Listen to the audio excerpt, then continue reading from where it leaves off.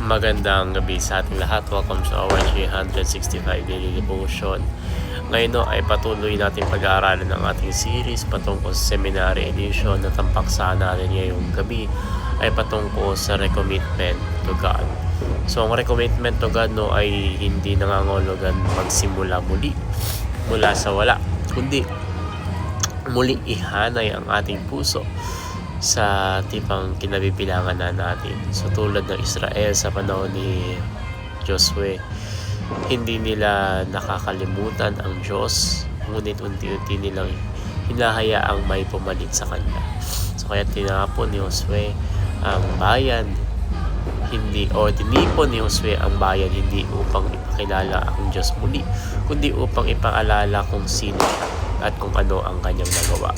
So ang recommitment ay panawagan sa alaala, sa pagsisisi at panibagong pagsunod. So kapag tayo bumalik sa Diyos ng may kababaang loob, hindi niya tayo tinataboy, bagkus muli niya tayong pinatatatag at ginagabayan sa landas ng pananampalataya.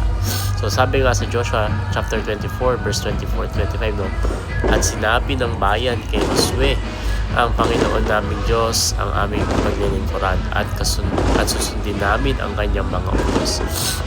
Kaya't ng araw ding iyon ay nakipagtipan si Josue sa bayan at binigyan niya sila ng mga tuntunin at mga utos doon sa Shechem.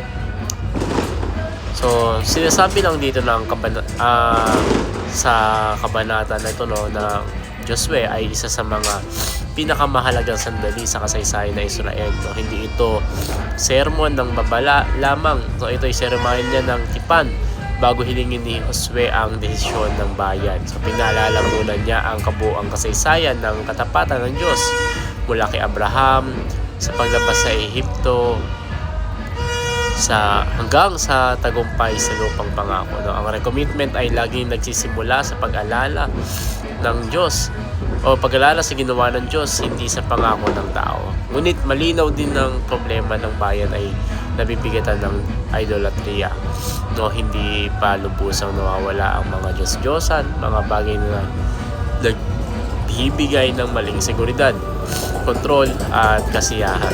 Kaya sinabi ni Josue, piliin nyo ngayon kung sino ang iyong paglilingkuran. So ang pananampalataya ay hindi otomatikong namamana.